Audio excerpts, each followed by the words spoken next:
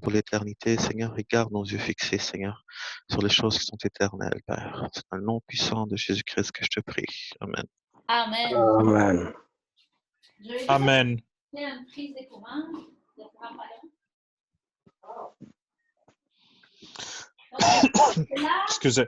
Emmanuel est là, puis il y a aussi Vincent qui est là ou c'est Mathieu? C'est Vincent, oui! Salut Vincent.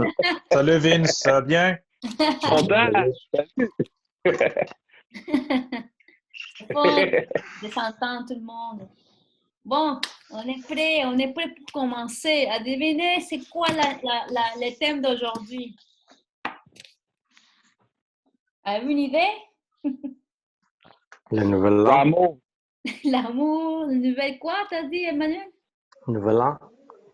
Nouvel an? Non. La Oui, fin de temps. la fin des temps. Nouvel élan. Un nouvel élan. Ah, un nouvel élan. Élan. Oui, ça serait bien, ça. Mais c'est pas celle-là. Le thème d'aujourd'hui s'appelle La bataille est spirituelle. Ah, Ouais. Alors, pour ça, on va préparer nos Bibles à côté de nous. J'ai ma Bible préparée. Alors, la parole nous dit que nous n'avons pas à lutter contre les êtres en chair, en os ou en sang, mais que les forces, c'est contre les forces du mal qui sont invisibles à l'œil nu. Ça, c'est nos ennemis, nos batailles. OK? Alors, en Éphésiens 6, 12. Éphésiens 6, 12. Je vais partager mon écran avec vous.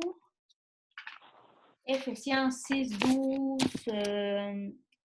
La première personne. Éphésiens 6, 12, tu as dit? Ouais.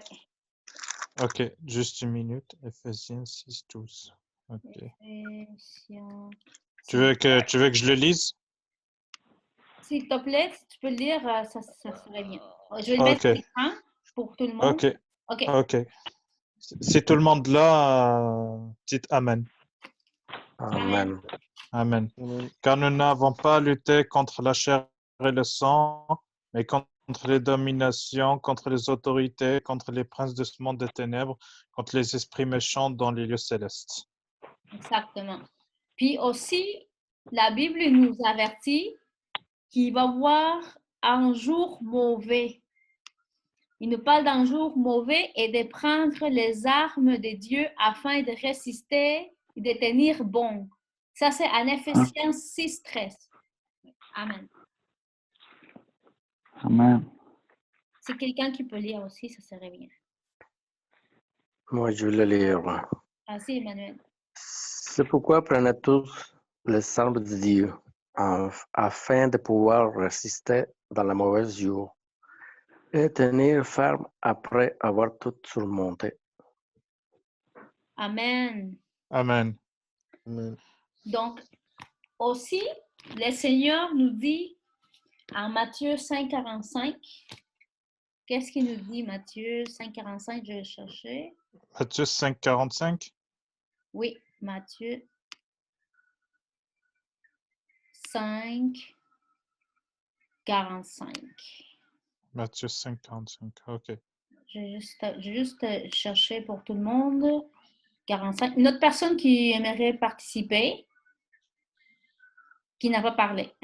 Je vais aller. Vas-y. Afin que vous soyez fils de votre Père qui est dans les cieux, car il fait lever son soleil sur les méchants et sur les bons, et il fait pleuvoir sur les justes et sur les injustes. Oui. Amen. Ça, c'est une chose importante comme chrétien de comprendre. C'est pas parce qu'on est enfant de Dieu qu'on ne verra pas les jours mauvais, qu'on n'aura pas de difficultés, des épreuves, des moments difficiles. La parole, les gens, des fois, ils pensent que parce qu'on devient chrétien, qu'on va avoir juste des bénédictions, que ça va être juste tout beau, parfait, et on n'aura jamais de problèmes. C'est pas le cas. Quand on devient enfant de Dieu, on va avoir aussi des problèmes, aussi les jours mauvais vont arriver. Mais la différence, c'est qu'au lieu de faire face à ces batailles, à ces événements seuls, cette fois-ci, on aura on aura l'appui de Dieu, on aura les armes, on aura le discernement de Dieu pour passer à travers ces épreuves. Alors, ce n'est pas nous qu'on livre la bataille, mais c'est Dieu qui le fait. Ça, c'est le plus important. C'est Dieu qui fait la bataille pour nous. Et ça, on a Daniel. Je ne sais pas si vous connaissez Daniel dans la Bible. Vous l'avez vu, Daniel? Oui. Ok. Daniel, qui était un homme de Dieu, savait prier et chercher la présence du Seigneur constamment. Et il priait et louait Dieu à genoux. Donc, si on regarde Daniel 6, je vais chercher Daniel 6, on va aller voir pourquoi Daniel, il savait livrer des batailles. Et ce n'était pas juste des petites batailles, c'était des grandes batailles. Donc, on va chercher Daniel 6, 10.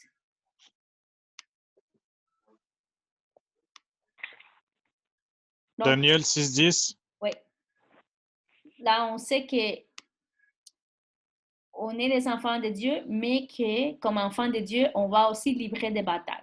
Donc, et on a besoin de l'aide de Dieu.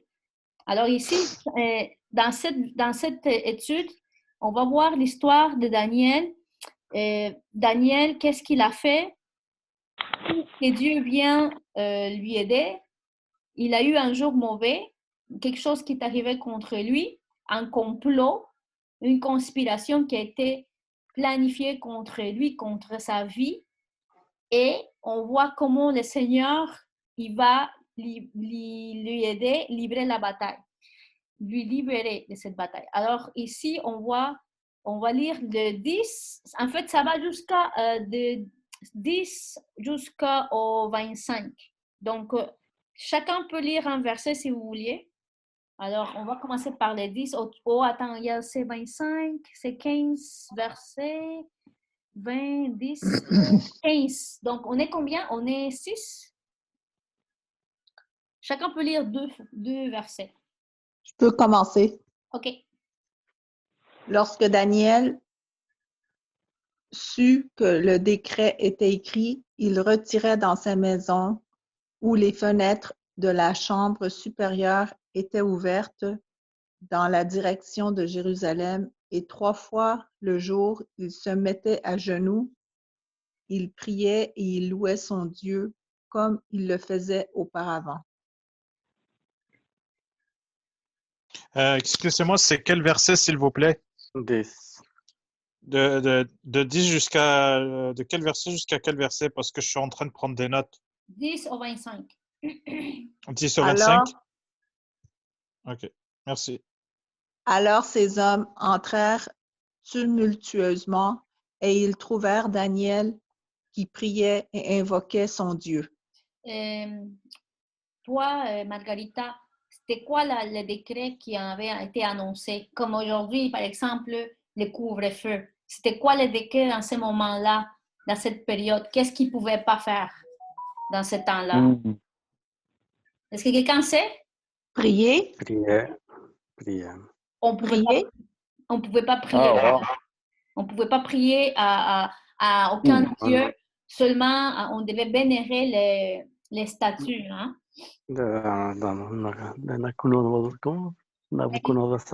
Ici, c'était parce qu'on n'avait pas le droit de prier à notre Dieu. Alors, continuons. 12 et 13, c'est qui le prochain? Wow, c'est ce qu'on est en train de vivre, c'est 30 jours. Oui, exactement. C'est 30 jours, c'est exact. bon, hein? C'est vrai. Les histoires se répètent. Je peux le lire dans ce cas-là? On est rendu à quel verset? 12? 12 et 13, hein? Oui. OK, ma version est différente peut-être de la vôtre, là. Mais ses adversaires arrivèrent en hâte et le trouvèrent en train de prier et d'implorer son Dieu. Ils se rendirent donc chez le roi et lui dirent: le roi n'a pas signé un décret prévoyant que durant une période de 30 jours, quiconque adresserait une prière à un Dieu ou à un être humain autre que le roi lui-même devrait être jeté dans la fosse au lion. C'est effectivement la décision qui a été prise, répondit le roi, conformément à la loi des Médès et des Perses qui est irrévocable. notre version. Mais en tout cas, on a compris que c'était défendu de prier à un autre Dieu que au roi. OK. 14, 15. Non, il n'a pas lu le 13. Il manque le 13. Tu l'as pas lu le 15? Ben, moi, c'est le 14 que j'ai pas lu. Je suis rendu au 14. Non, Ah, ouais. ils prirent de nouveau les paroles et dirent au roi, Daniel, l'un des captifs de Juda, n'a tenu aucun compte de toi, ô roi, ni de la défense que tu as écrite. Et il fait ta prière 3 fois par jour. Donc, il accuse de ça, d'avoir violé les décrets. 14, 15. Quelqu'un d'autre? Oui, je vais le lire. Le roi fut très affligé quand il a entendu cela. Il prit accord de libérer Daniel et jusqu'au coucher du soleil, il l'enforça de le sauver. Mais cet homme, insistant auprès du roi, il lui dira, sache, ô roi, que la loi des Mèdes et des Perses exige que toute défense ou tout décret confirmé par le roi soit irrévocable. Donc, même le roi, il ne voulait pas, il regrettait de cette loi. Mais eux, ils insistaient qu'il fallait obéir à la roi. Il ne pouvait pas les... Révoquer. 16, 17. Il y a Michel, puis il y a Felipe. OK, je vais les lire. Alors, le roi donna l'ordre qu'on nommait Daniel et qu'on le jetait dans la fosse au lion. Le roi prit la parole et dit à Daniel, puisse ton Dieu que tu sais avec persévérance te délivrer.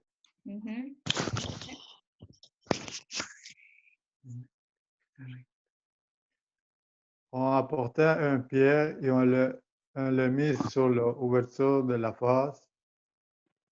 Le roi scella de son anneau et l'anneau de ses grands afin que rien ne fût changé à l'égard de Daniel. Ça veut dire qu'il n'y avait pas d'espoir pour Daniel. C'était impossible qu'il puisse s'en sortir parce qu'il avait mis ses anneaux, ses sceaux, et c'était irrévocable. OK, on va lire 18, 19, quelqu'un d'autre. Je vais aller. OK. Le roi se rendit ensuite dans son palais. Il passa la nuit à jeûner. Il ne fit point venir de concubine auprès de lui, et il ne put se livrer au sommeil. Le roi se leva au point du jour avec l'aurore, et il alla précipitamment à la fosse aux lions. OK. Donc, Dieu avait mis dans le cœur du roi d'intercéder pour Daniel en étant en jeûne et en priant, en fait, en demandant pour lui, intercédant pour Daniel. 20 et 21. Alors, on revient à Ram. 20 et 21, tu as dit? Oui. OK. En s'approchant de la fosse, il appela Daniel d'une voix triste. Le roi prit la parole et dit à Daniel, serviteur de Dieu, du Dieu vivant, ton Dieu que tu sers avec persévérance, a-t-il pu te délivrer des lions? Et Daniel dit au roi, vis éternellement. Roi, vis éternellement. Donc, là, il reste les 22, 23. On va arriver avec Margarita. Mon Dieu a envoyé son ange et fermé la gueule des lions qui ne m'ont fait aucun mal parce que j'ai été trouvé innocent devant lui et devant toi non plus, ô roi, je n'ai rien fait de mauvais. 23. Alors le roi fut très joyeux et il ordonna qu'on fît sortir Daniel de la fosse. Daniel fut retiré de la fosse et on ne trouvait sur lui aucune blessure parce qu'il avait eu confiance en son Dieu. Wow. Amen. 24, 25. Les dernières, on finit avec c'était qui va lire ça? Felipe, c'était Felipe? Le roi ordonna que ses hommes avaient accusé Daniel, fosse amené et jeté dans la fosse aux lions.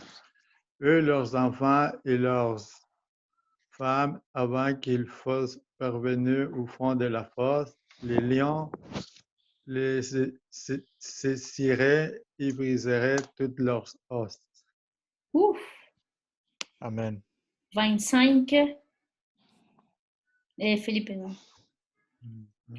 Après cela, le roi Darius écrivait à tous les peuples, à toutes les nations, aux hommes de toutes langues qui habitaient sur toute la terre, que la paix vous soit donnée avec abondance. Donc, ici, on peut voir Daniel qui était dans le jour mauvais, qui est arrivé inespérément. C'était pas prévu, puis le jour mauvais tomba sur sa vie. Puis Dieu était déjà à l'œuvre d'avance. Il savait ce qui allait arriver. Il avait mis dans le cœur du roi Darius d'intercéder pour lui spirituellement, de jeûner, de s'affliger, de demander à Dieu. Donc, on peut voir que Dieu, il a libéré, il a fait la bataille que Daniel ne pouvait pas. Mais lui, qu'est-ce qu'il avait fait? C'est quoi la chose qu'il avait fait Daniel? C'était quoi la seule chose qu'il avait fait Daniel? Il avait prié. Prier, oui. Il s'est tourné vers l'Éternel parce qu'il savait qu'il allait avoir confiance en lui. Confiance en lui. Oui. Donc, voilà, c'était ça. Puis aussi, on peut voir juste avant, il disait, dans le verset avant, il disait au début, il priait, il louait à genoux. Donc, il louait aussi le Seigneur. Il priait 3 fois, puis il louait le Seigneur. Les louanges, ça, c'est notre enseignement qu'on va faire. Donc, et ici, on va voir aussi l'histoire de notre personne qui avait aussi eu le jour mauvais dans sa vie. C'est 1 de Samuel 17, 47. 1 Samuel 17, 47. Exactement. Je cherche ça. Ok, juste un instant.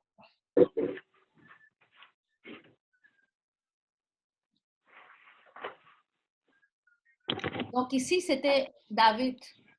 David, il savait que sa bataille, il ne le livrait pas seul, qu'il y avait Dieu de son côté pour livrer ses batailles. Et ça, on peut se rendre compte juste de la façon comme il parle. Alors ici, quelqu'un va lire 17-47, 1 Samuel 17-47. Vincent, tu l'as-tu? 1 Samuel 17-47? Oui. OK.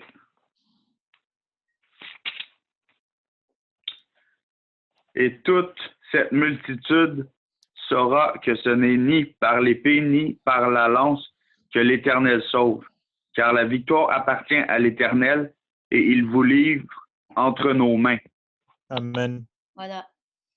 Donc, il déclare que ce n'est pas l'épée, ce n'est pas les armes physiques, mais c'est vraiment l'Éternel qui livre les batailles pour ses enfants. Donc, voilà la marche du chrétien peut être imprévisible. Donc, Dieu, il veut qu'on lui fasse confiance. Peu importe ce qui pourrait arriver, peu importe les mauvaises nouvelles qu'on entend ou les embûches que Satan pourrait mettre dans notre chemin, il faut qu'on mette sa confiance en Dieu. Et Dieu nous donne toutes les armes. Il nous a déjà donné les armes spirituelles pour tenir bon. Et en Éphésiens 6, 16, justement, on parle de cela. Éphésiens 6, 16. Éphésiens 6, 16. 6, 16. Il parle justement qu'il ne faut pas ignorer les desseins de Satan. C'est une erreur d'ignorer ce qui existe un ennemi qui s'appelle Satan et qu'il faut prendre les armes que Dieu nous a données. Alors, Éphésiens 6, 16, ça dit « Prenez par-dessus tout tout cela les boucliers de la foi, avec lesquels vous pourrez éteindre tous les traits enflammés du malin. Quand il parle ici de tous les traits enflammés, qu'est-ce que vous entendez, vous, quand il dit les traits enflammés? Toutes les attaques. Les attaques. Coin cœur, ça peut être. Toutes les tentations qui peuvent Oui. nous faire sentir.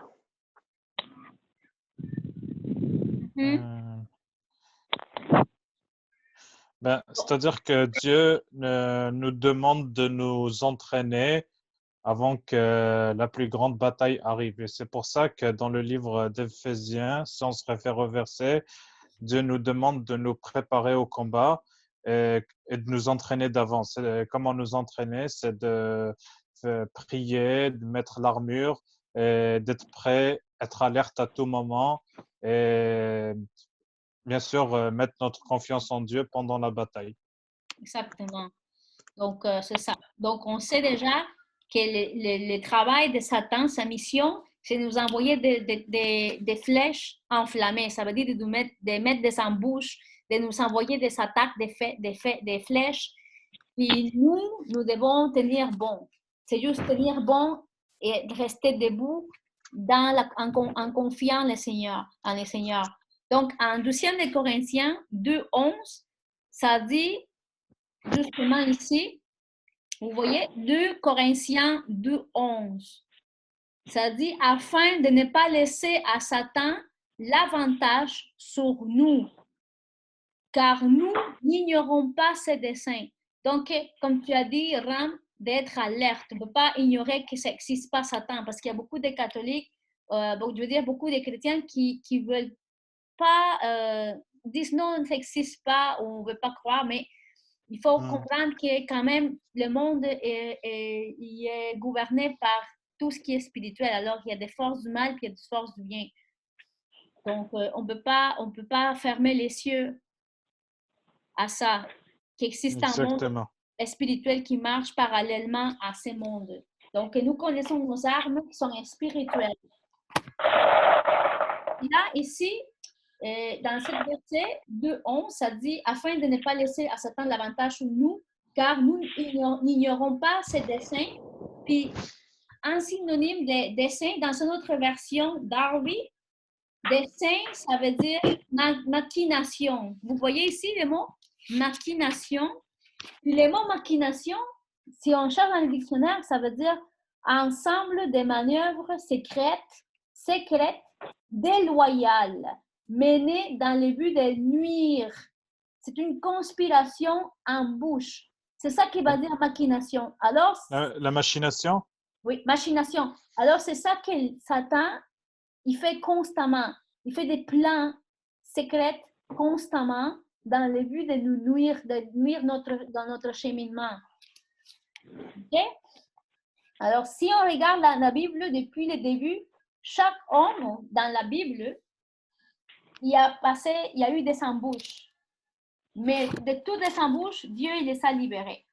Et si je commence, j'en ai ici Joseph. Joseph, tout le monde connaît l'histoire de Joseph. Il avait été vendu, emprisonné.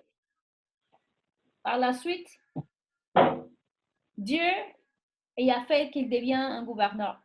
Job, il a perdu toute santé, sa famille, son argent, tout. Et en plus, Satan, c'était lui qui demandait tout le temps à Dieu de le mettre en épreuve. Mais à la fin, on voit qu'il a reçu le double de tout ce qu'il avait perdu. David, lorsque Saül voulait le tuer, donc il était pendant des années caché parce que Saül voulait à sa vie. Finalement, à la fin, on voit qu'il est devenu roi d'Israël. Daniel, qu'on tendit un piège contre lui afin de lui faire mourir par les lions. Puis on a vu que plus tard, Dieu il l'a sauvé et en plus, ils ont donné une haute position dans ce pays. Mardoché, je ne sais pas si vous connaissez l'histoire de Mardoché, mais ça, c'est l'oncle de la reine Esther. Lui, qu'est-ce qui est arrivé? On a voulu le tuer le pendre. Son ennemi voulait le pendre, il avait déjà conçu un truc pour le pendre. Puis à la fin, finalement, Dieu il donne il fait le contraire, il fait que ce soit l'ennemi qui soit pendu. Donc Paul, il fut emprisonné, puis avec Silas, puis à la fin, il fut libéré par les anges. Donc chaque homme qu'on voit dès le départ, tous, il y a eu des embûches, quelque chose qui s'élevait contre les obstacles, des adversités.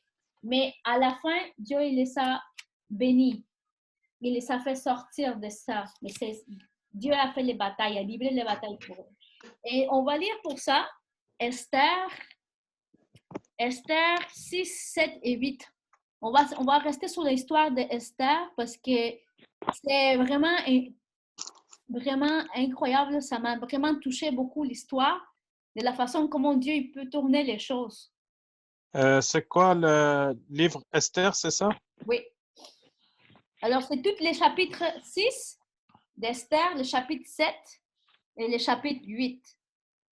Ouais. Alors, on va commencer le chapitre 6. Tout le chapitre, tu as dit? Oui, chapitre 6. OK. Je vais aller chercher, attends, je vais chercher le chapitre complet. Esther 6. OK, une personne par chapitre. Lequel? Chapitre 6. Lequel chapitre? OK. Vas-y. Est-ce que vous m'entendez? Oui. Oui. Oui. Ah, ça veut dire mon téléphone ne fonctionnait plus. Ça veut dire qu'il a recommencé à fonctionner. Amen. Parce que j'étais obligé de le mettre sur intercom. OK, je vais le lire. Je lis, mettons quoi? OK, le premier chapitre? OK. Bon, cette nuit-là, le roi ne put pas dormir. Et il se fit apporter le livre des annales, les chroniques. On les lut devant le roi. Et l'on trouva écrit ce que Mardoché avait révélé au sujet de Bigtan et de Teresh, les deux eunuques du roi, gardes du seuil, qui avaient voulu porter la main sur le roi Assuérus. Le roi dit: quelle marque de distinction et d'honneur Mardoché a-t-il reçu pour cela? Il n'a rien reçu, répondirent ceux qui servaient le roi. Alors le roi dit: qui est dans la cour? Aman était venu dans la cour extérieure de la maison du roi pour demander au roi de faire prendre Mardoché au bois qu'il avait préparé pour lui. Les serviteurs du roi lui répondirent: c'est Aman qui se tient dans la cour. Et le roi dit: qu'il entre. Aman entra et le roi lui dit: que faut-il faire pour un homme que le roi veut honorer? Aman se dit en lui-même: quel autre que moi le roi voudrait-il honorer? Et Aman répondit au roi: pour un homme que le roi veut honorer, il faut prendre le vêtement royal dont le roi se couvre et le cheval que le roi monte et sur la tête duquel se pose une couronne royale. Remettre le vêtement et le cheval à l'un des principaux chefs du roi, puis revêtir l'homme que le roi veut honorer, le promener à cheval à travers la place de la ville et crier devant lui. C'est ainsi que l'on fait à l'homme que le roi veut honorer. Le roi dit à Aman: prends tout de suite le vêtement et le cheval, comme tu l'as dit, et fais ainsi pour Mardoché, le Juif qui est assis à la porte du roi. Ne néglige rien de tout ce que tu as mentionné. Et Aman prit le vêtement et le cheval et revêtit Mardoché. Il le promena à cheval à travers la place de la ville, et il cria devant lui: c'est ainsi que l'on fait à l'homme que le roi veut honorer. Mardoché retourna à la porte du roi, et Aman se rendit en hâte chez lui, désolé et la tête voilée. Aman raconta à Zeresh, sa femme, et à tous ses amis tout ce qui lui était arrivé. Et ses sages et Zeresh, sa femme, lui dirent: c'est Mardoché devant lequel tu as commencé de tomber. Il est de la race des Juifs, tu ne pourras rien contre lui, mais tu tomberas devant lui.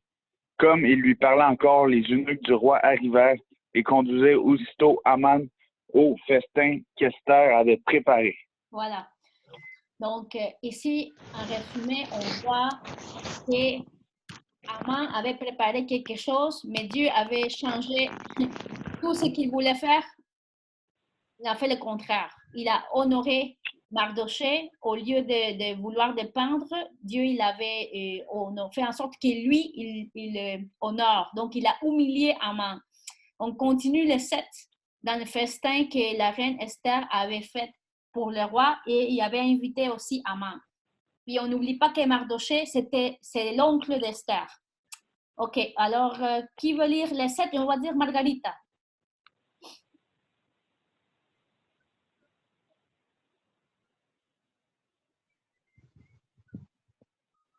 On n'entend rien.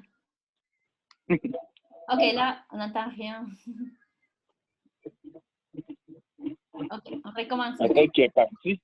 OK, dans sa colère, là, vous m'entendez? Oui. Oui. Oui. Dans sa colère, le roi se leva et Ici, là. quitta le banquet pour aller dans le jardin. Es-tu dans le 7? Hein? Ah, 1? OK, excuse-moi. Le roi et Haman se rendirent au banquet donné chez la reine Esther. Ce second jour, de nouveau, le roi dit à Esther, pendant qu'on buvait le vin, quel est l'objet de ta demande? Il te sera accordé. Que désires-tu? Même si tu réclames la moitié du royaume, tu l'obtiendras. La reine Esther répondit, si j'avais trouvé grâce à tes yeux, roi, et si tu le juges bon, accorde-moi la vie, sauve voilà ma demande et sauve mon peuple. Voilà mon désir. En effet, nous avons été vendus, mon peuple et moi, pour être exterminés, massacrés, supprimés. Si encore nous avions été vendus pour devenir des esclaves et des servantes, j'aurais gardé le silence, mais l'adversaire ne saurait compenser le préjudice ainsi causé au roi. Prenant la parole, le roi Assuérus demanda à la reine Esther, « Qui est-il et où est-il celui qui a projeté d'agir de cette manière? » Esther répondit, « L'homme qui est notre adversaire, notre ennemi, c'est Haman, le misérable. » Que voici, Haman trembla de terreur devant le roi et la reine. Dans sa colère, le roi se leva et quitta le banquet pour aller dans le jardin du palais. Quand Haman, il resta là pour demander la vie sauve à la reine, Esther, quand il voyait bien que sa perte était décidée dans l'esprit du roi. À son retour du jardin du palais, en pénétrant dans la salle de banquet, le roi le trouva affalé contre le siège occupé par Esther et il dit, ira jusqu'à Ira-t-il? violer la reine et en ma présence dans le palais. Dès que cette parole fut sortie de la bouche du roi, on recouvrit le visage d'Aman. Harbona, l'un des eunuques, dit alors devant le roi, il y a une potence préparée par Haman à l'intention de Mardoché, celui qui avait parlé pour le bien du roi.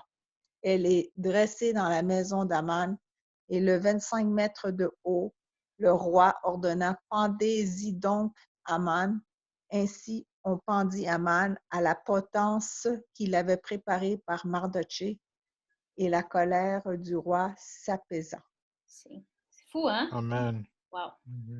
Donc, lui, il avait fait une arme contre Mardoché, puis finalement, c'est lui-même qui est mort par l'arme qu'il avait fabriquée contre Mardoché.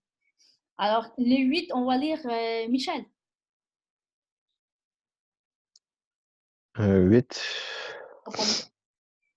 OK. Un instant. OK. Alors, en ce même jour, le roi Assuérus donna à la reine Esther la maison d'Aman, l'ennemi des Juifs. Et Mardoché parut devant le roi, car Esther avait fait connaître la parenté qui l'unissait à elle. Peux-tu avoir Le l'autre roi version? Excuse-moi, c'est quoi la version que tu as? Seconde 21? Louis II. Ah, ok.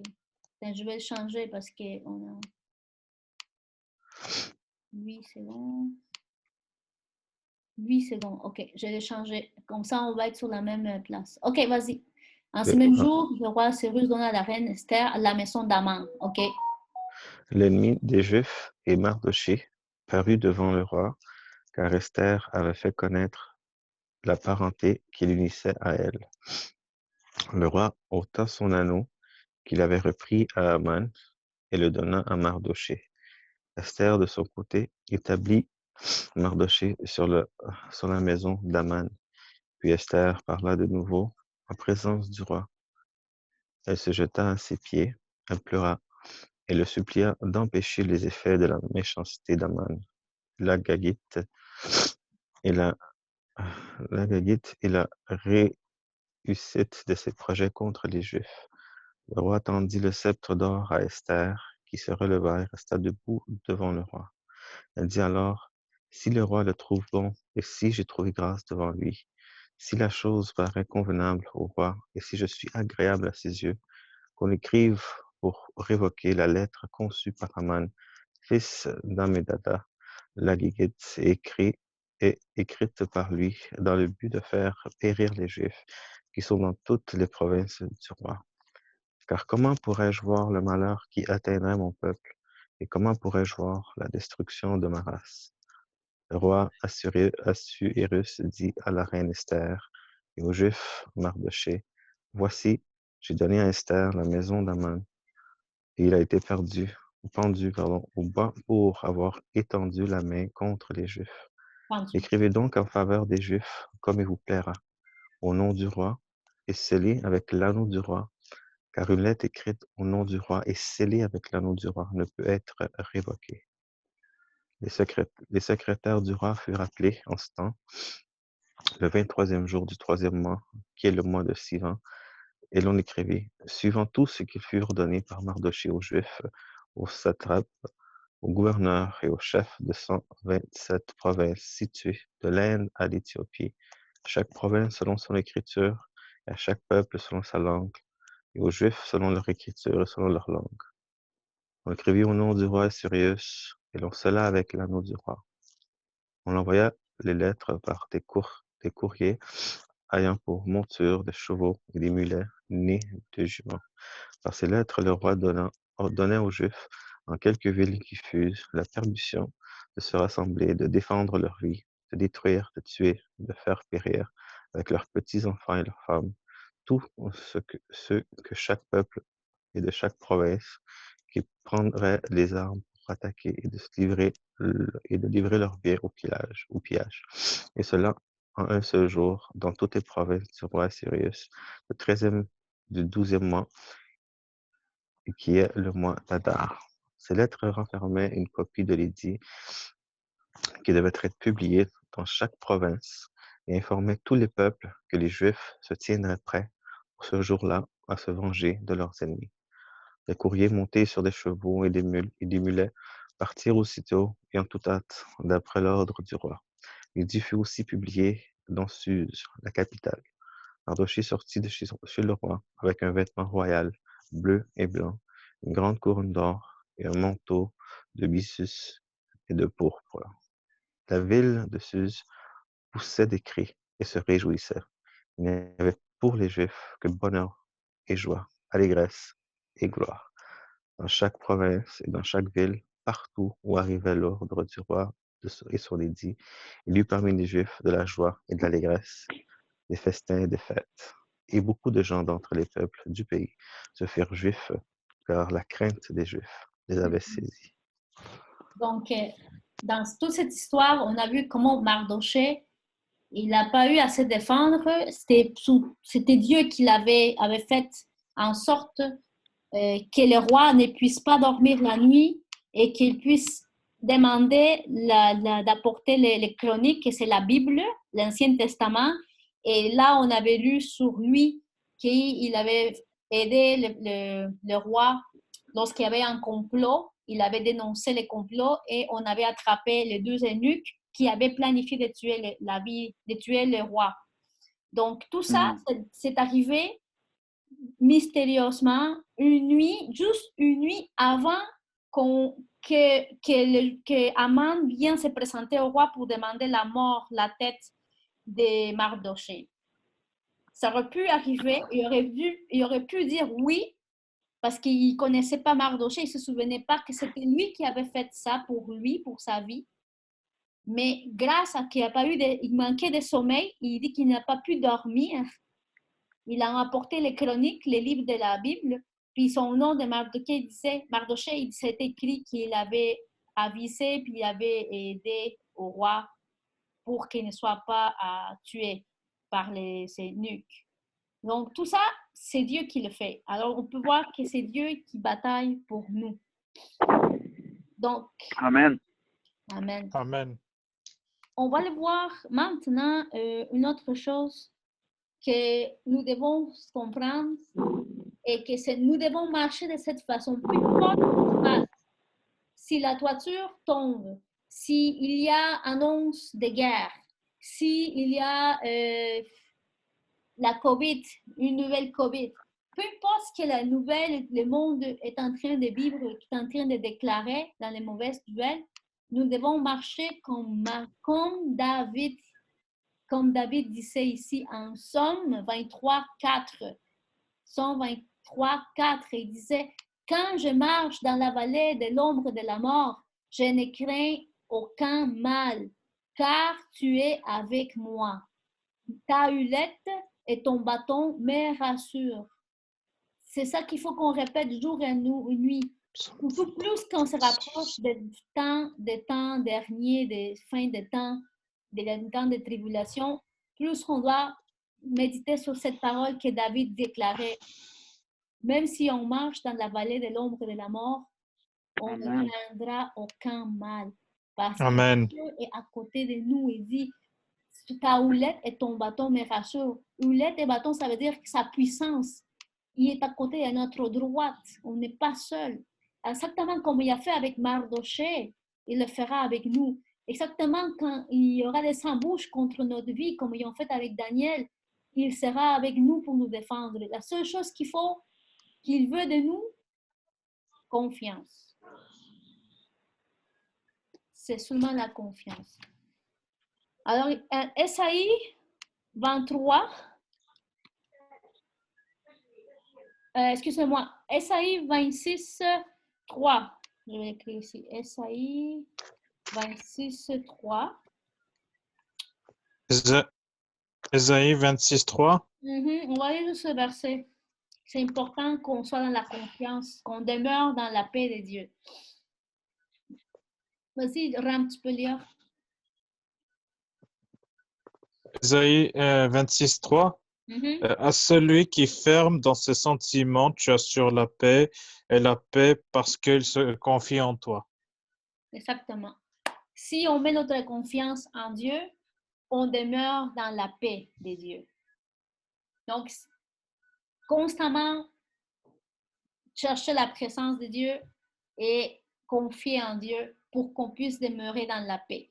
Dès qu'on allume la télévision, on regarde les mauvaises nouvelles, quelque chose s'altère en nous. Donc, ça nous vient nous chercher, ça vient nous voler la paix.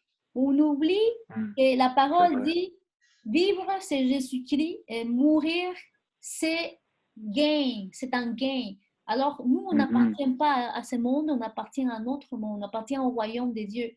Amen. On ne vient pas de cette planète. Donc, c'est ça la paix. Il faut voir le regard à la bonne place, pas aux circonstances de ce monde. Parce qu'on sait qu'est-ce qui s'en vient pour ce monde. Ce n'est pas nouveau. Et Dieu il nous a prévenus d'avance pour que nous soyons préparés, pour que nous ne mettions pas notre regard dans ce monde, mais que nous mettions notre regard dans le royaume des cieux. Donc, ici, 1 Corinthiens aussi, Dieu, quand l'ennemi, il peut amener des situations difficiles dans nos vies, Dieu, il peut le permettre, comme il a fait avec Job. Mais il faut comprendre que quand il y a un problème qui vient, il ne vient pas seul, il vient avec une solution. la solution est déjà donnée même d'avance, avant que les problèmes arrivent. Par exemple, on va lire ça en 1 de Corinthiens 10, 13. Ça va être Emmanuel qui va lire 1 de Corinthiens 10, 13. Ok. Qu'une tentation ne vous est survenue qui n'est été humaine. Et Dieu, qui est fidèle, ne permettra pas que vous soyez tentés au-delà de vos forces, mais avec la tentation, il préparera aussi le moyen d'en sortir, afin que vous puissiez le supporter. Voilà. Amen. Amen. Donc, c'est ça. Donc, Dieu, il va nous donner déjà l'avance la solution. Donc, il faut juste faire confiance. Peu importe ce qu'on vit, peu importe s'ils disent que c'est impossible, parce qu'on a vu que pour Daniel, c'était impossible de s'en sortir. Humainement parlant, il y avait déjà eu des sauts que c'était irrévocable, les mandats contre sa vie. Mais pour Dieu, il n'y a rien d'impossible. Amen. Matthieu 7, 7, 8. Matthieu 7, de 7 à 8. Qu'est-ce qu'il nous dit ici?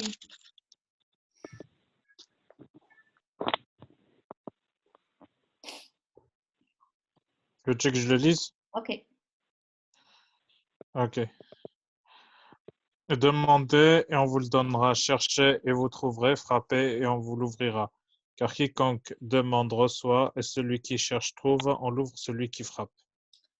Donc, il est en train de nous dire que si on a un problème, il faut demander à qui? Surtout à Dieu. Dieu, à Dieu. Chercher la présence de Dieu, frapper la porte de Dieu. Puis Dieu, il va nous mettre, il va nous guider, il va nous montrer où est-ce qu'on doit y aller, qu'est-ce qu'on doit faire.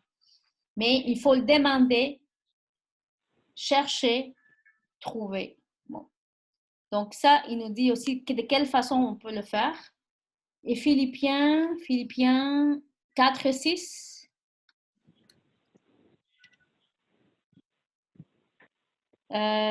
Michel ou Felipe? Ok.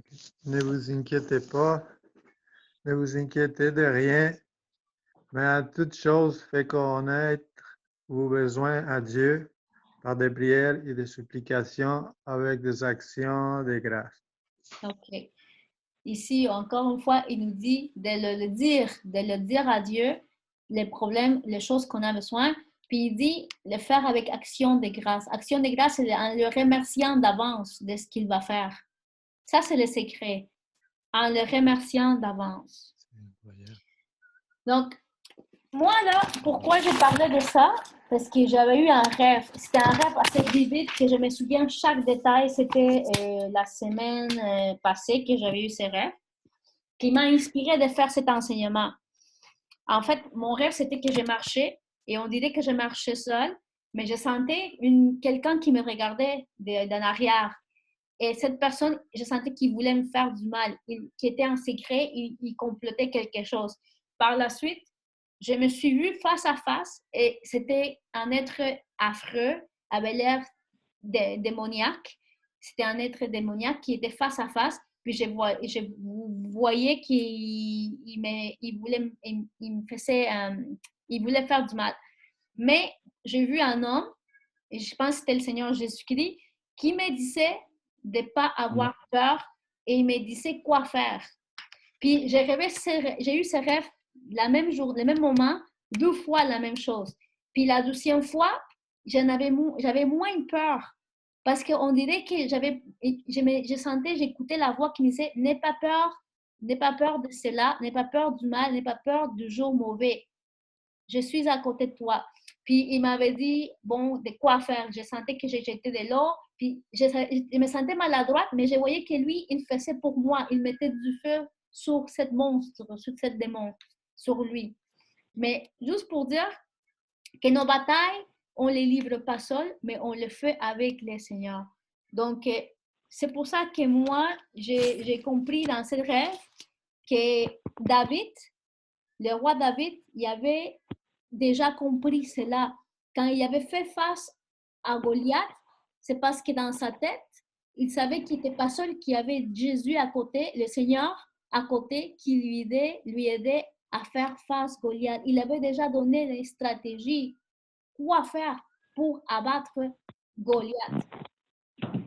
Donc, c'est pour ça, nous devons garder un esprit de courage. C'est important d'avoir l'esprit de courage, de ne pas craindre l'adversité. Lorsque l'adversité vient, de ne pas avoir peur, peu importe ce qui peut survenir dans notre vie, qu'on n'est pas seul, on ne marche pas seul, on est accompagné avec le Seigneur. Même si on a un ennemi qui constamment il nous poursuit, puis est en train de planifier des choses contre nous, on n'est pas seul, on a le Seigneur. Puis il faut confier en lui, puis il faut chercher constamment sa présence du Seigneur. Alors, pour voir, je vous laisse une histoire incroyable pour que vous voyez en fait c'est que nous on vit quotidiennement. Il y a beaucoup des hommes de Dieu qui l'ont vécu. Et ça, c'est lisez chez vous, comme de voir, 2 Corinthiens, non, excusez-moi, 2 Chroniques 21 jusqu'au 30. Ça parle du roi Josaphat qui était menacé par un peuple nombreux, venait contre lui pour l'attaquer. Mais on peut voir comment Dieu il a libéré parce qu'il a confié en Dieu. Alors, je vous laisse lire ça à la maison. La victoire, regardez, ça sort sur l'Internet, ça s'appelle La victoire de Josaphat. Cette histoire-là est incroyable. Tous ces versets sont 30 versets. Chapitre 20, 30 versets. Donc, lisez ça à la maison. Je vous recommande fortement.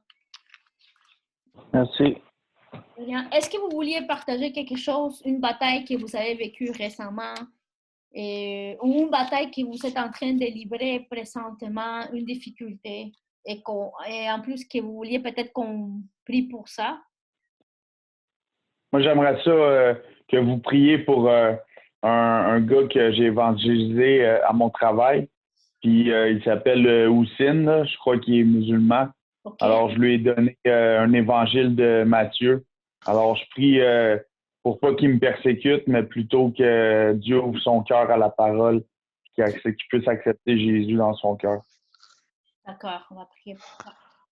Est-ce qu'il y a quelqu'un qui veut prier pour ça maintenant, présentement, pour la pétition de Vincent?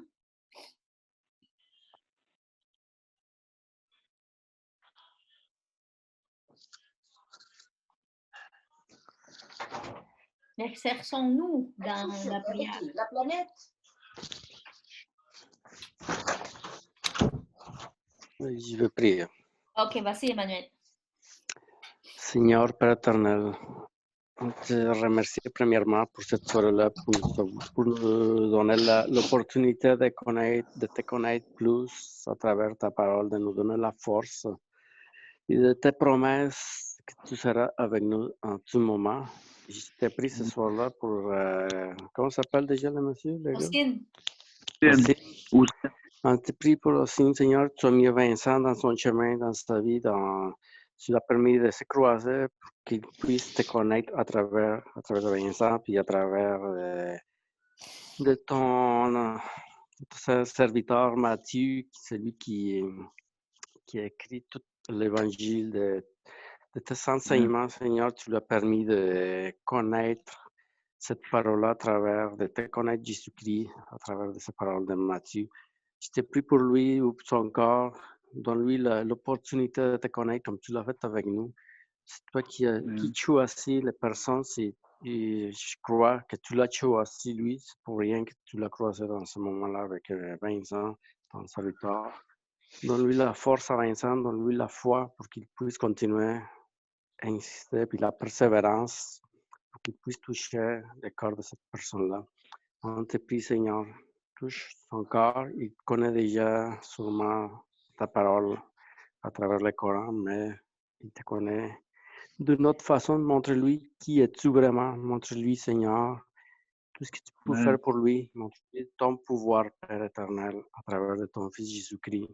Je te prie, Amen. au nom de ton Fils Jésus-Christ, pour lui. Amen. Amen. Mhm. Amen. Est-ce que Merci, Emmanuel.